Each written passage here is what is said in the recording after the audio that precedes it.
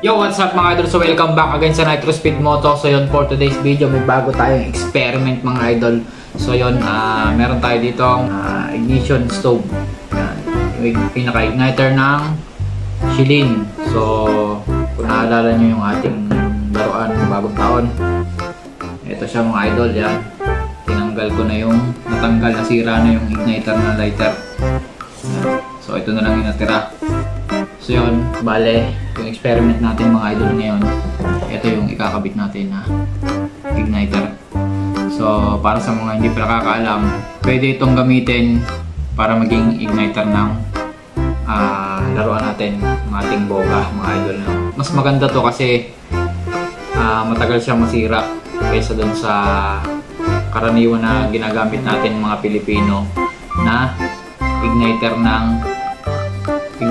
lighter mga idol. So yun, mas heavy duty to. And paalala lang mga idol, ito po ay nakuha ko dun sa sirang Shilin sa stove. Huwag nyong sisirain yung ano nyo para lang makakuha ng ganito. So yun, hintayin nyo siyang masira ng pusa. So yung mga idol, papakita ko sa inyo kung paano siya nag-i-ignite and kung gaano siya malakas.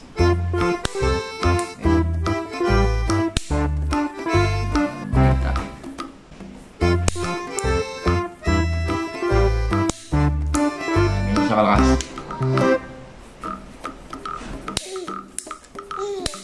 Yan. So ganun siya kalakas mga idol.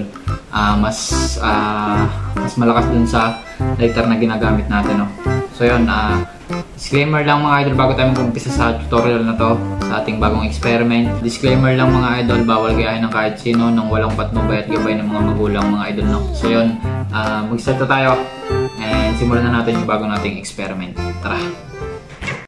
This channel does not promote or promotion any illegal activities. All content provided by this channel is meant only for educational purpose only. So ito na guys yung mga kailangan natin. Itong pinaka-igniter natin, ignition stove kung tawagin, kung gusto nyo bumili. Ayan, meron dun sa mga spare parts na tindahan ng mga Shilin mga idol. And electrical tape. Ayan, kawad na sakto lang yung haba, gunting, itong plies, and itong ating pinaka chamber. Yan yung ginamit natin ng New Year. So yung mga idol, mag-start na tayo mag tutorial. Tara. Yun nga pala mga idol, kailangan nyo din palang gumamit ng wire and ito mga idol, epoxy. So dito muna tayo mag-umpisa sa wire nya. Ang gawin natin is mag-timpla muna tayo na ito. And mga idol, balatan nyo yan. Yan yung pinakadulo ng wire. Ganyan na siya kahaba. Ito, magbabano kayo na ito ng epoxy. So yung mga idol, magbabati muna tayo ng epoxy. Konting-konti lang yung mga gamit natin.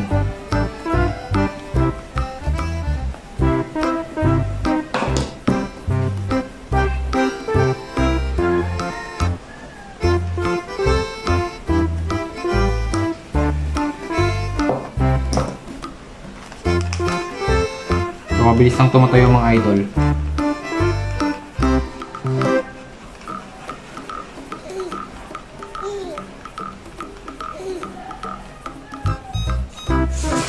Yan, ito naman is yung ating dating boga. May sadya na siya ng butas, yung pinanggalingan na itong mismong wire. So susuot na lang natin siya dito.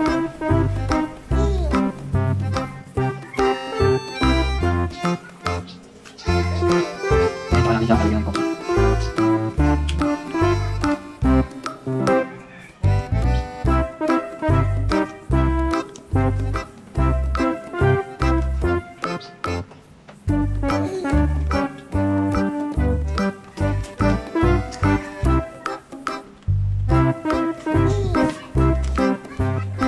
So yun mga idol, nalagyan natin ng epoxy.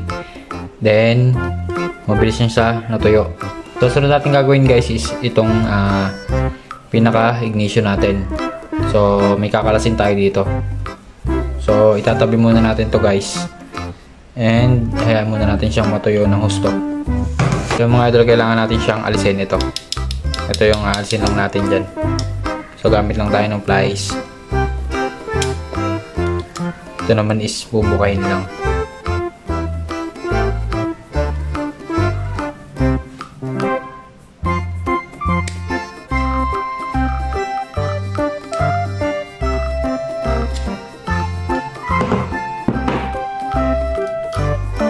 Then, hugutin nyo to.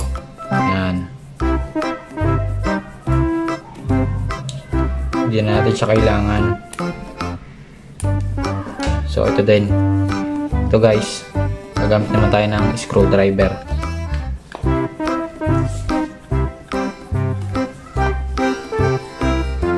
Alisin natin to.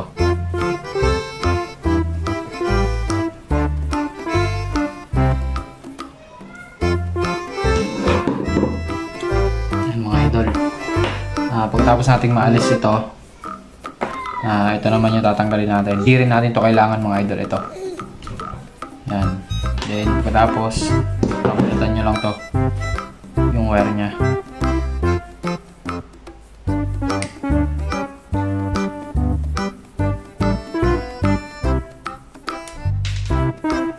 Makikita nyo mga idol, may barisa sa loob. Ito yung nagbibigay ng supply ng kuryente. So tamang haba lang yung babalatan natin.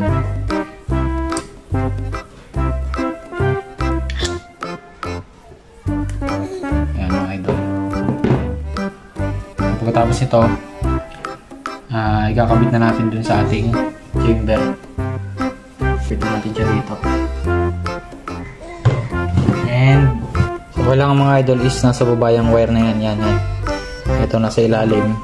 Then itong ating pinaka-ignition is nandito sa pinaka-ibabaw. Yan. Ganyan yung itsura nyan. Para dito mapending yung ating thinner. So dapat nakaganyan, nakababa yung wire natin. And ito nasa taas. So ikabit na natin to mga idol. So guys, ito, dito na natin magagamit yung kawad natin. Ayan, itong kawad natin. Kung napapansin nyo, may butas siya dito na dalawa. Yung ating ignition. Ayan. So kung napapansin nyo mga idol, meron siya ditong butas. Ayan, sa magkabilang dulo. So dito natin isusuot yung ating kawad.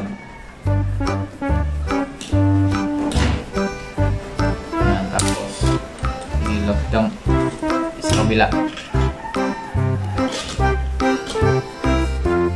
So mga idol, pagkatapos nating isuot yung kawad, ilagay na natin dito sa ating chamber.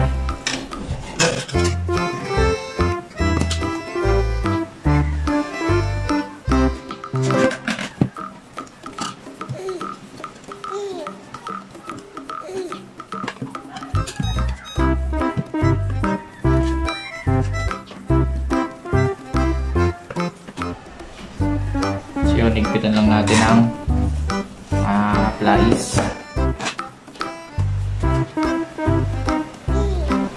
So yan, ganyan yung itsura mga idol.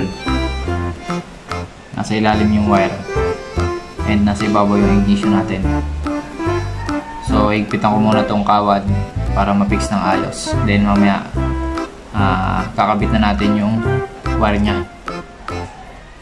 So yung mga idol na ikabit na natin. Yan. Ganyan yung itsura niyan. Kung gusto niya naman, gamitan nyo ito ng epoxy para may kapit nyo ng mas maayos at hindi siya matatanggal. So yun, proceed na tayo sa next step natin. Magkakabit na tayo ng wirings. So yung mga idol, kung nakikita nyo, itong red wire na to is dito natin siya ikakabit sa may butas. Ayan, susuot na lang natin dyan yung wire. So pwede din dito sa may dulo na to, iikot nyo lang. So ang prepared ko kasi itong dito sa butas para hindi siya madaling kumalas. Lalagyan din naman natin siya ng tape.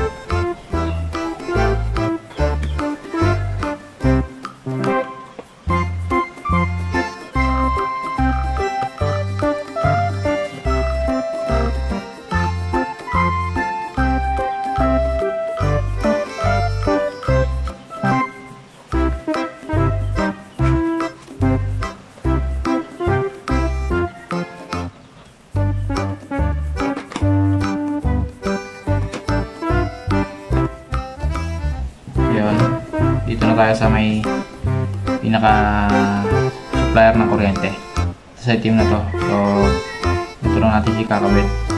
Tuot natin siya sa gitna kasi nga single wire lang siya para hindi siya matanggal.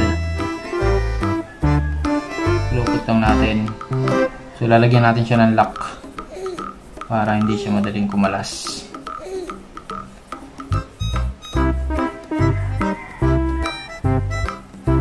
Then saka nyo siya iikot.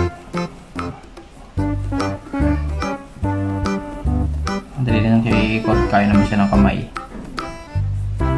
Kasi pag plies, may tendency na maputol. So yun, gagamitan na natin siya ng electrical tape.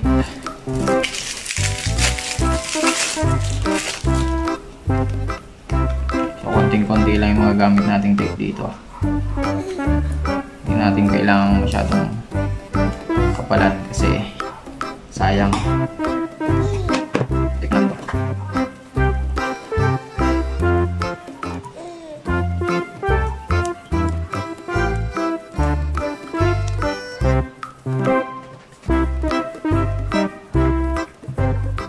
Yan, i-tape na natin yung supplier ng kuryente din. Ito naman dito sa may igniter.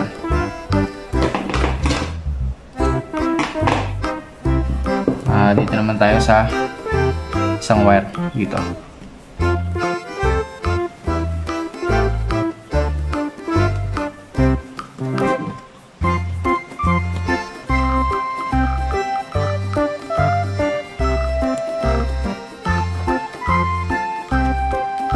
So yun guys, gusto natin kabit yung wire.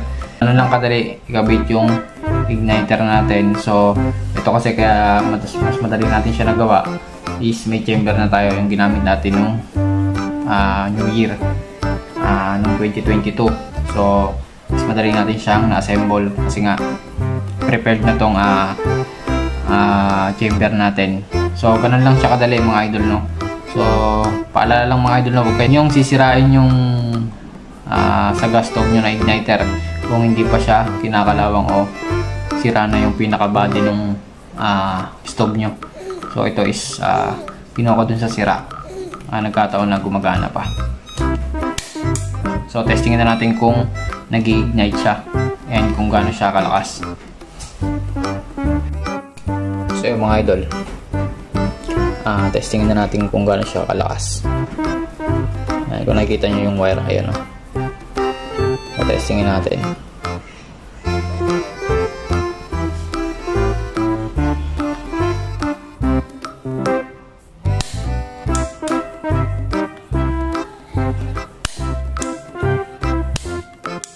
Nakikita nyo guys. Okay na. Testingin na natin to. Lagyan na natin na siya ng thinner.